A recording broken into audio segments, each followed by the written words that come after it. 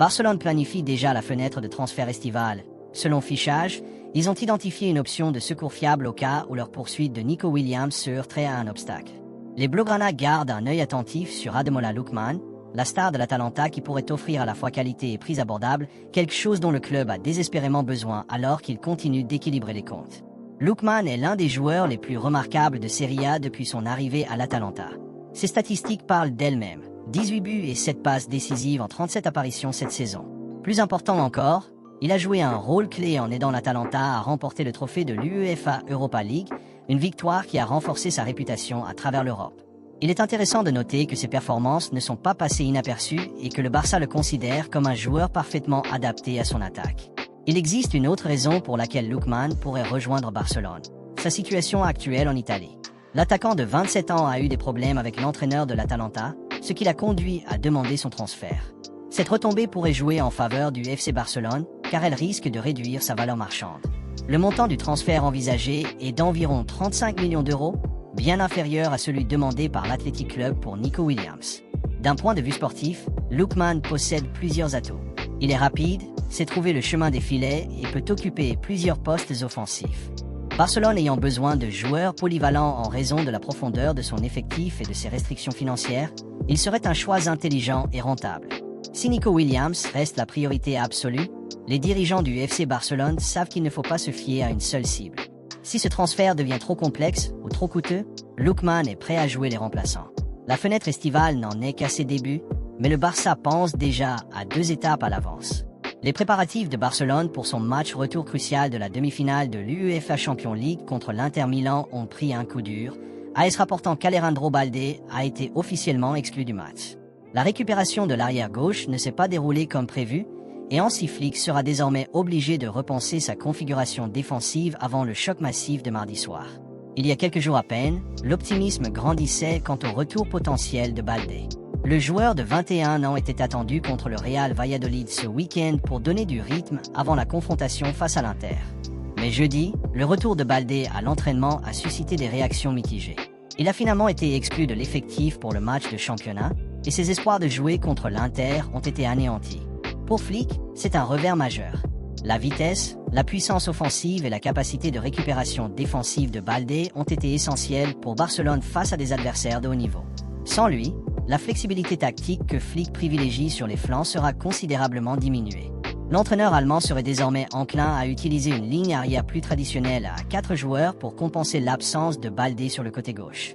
L'attention interne s'est désormais portée sur la préparation de Balde pour le prochain Clásico contre le Real Madrid le 11 mai, un match qui pourrait avoir des implications majeures pour la course au titre de la Liga. D'ici là, Barcelone devra se passer de l'une de ses jeunes stars les plus brillantes dans l'un de ses matchs les plus décisifs de la saison. Bien que Flick ait été prudent quant au retour précipité de Balde, en particulier compte tenu de l'intensité des matchs à élimination directe de la Ligue des Champions, l'attente initiale était que l'arrière latéral pourrait être en forme à temps.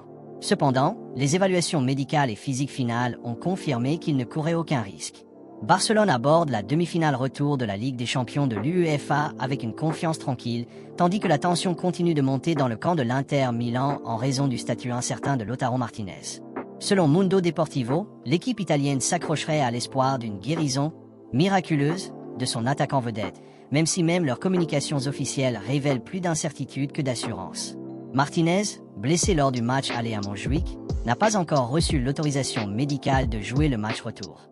L'Inter a publié vendredi dernier une mise à jour médicale soigneusement rédigée, confirmant que l'Argentin souffrait d'une élongation des muscles fléchisseurs de sa cuisse gauche et que son état était surveillé au jour le jour. C'est le langage médical qui signifie « Nous ne savons pas s'il s'en sortira ».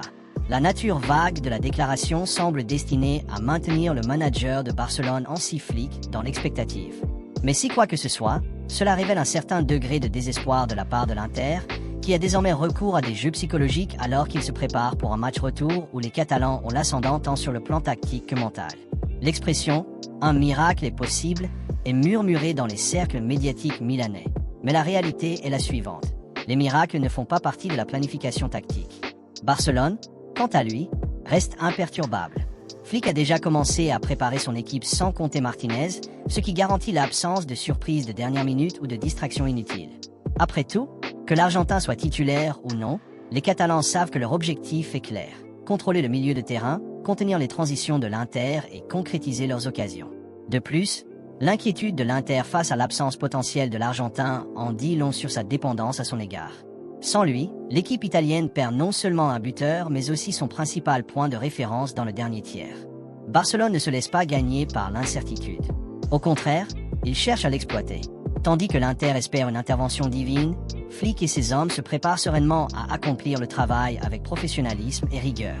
Selon Mundo Deportivo, Robert Lewandowski sera disponible pour le match crucial à San Siro après s'être remis d'une blessure à la cuisse qui l'avait tenu éloigné des terrains pendant 2 semaines. Il est à noter que l'attaquant polonais s'est blessé lors de la remontée spectaculaire de Barcelone face au Celta Vigo, 4-3, le 19 avril. Il a été contraint de quitter le terrain à la 73e minute en raison d'une élongation du muscle semi-tendineux de la cuisse gauche.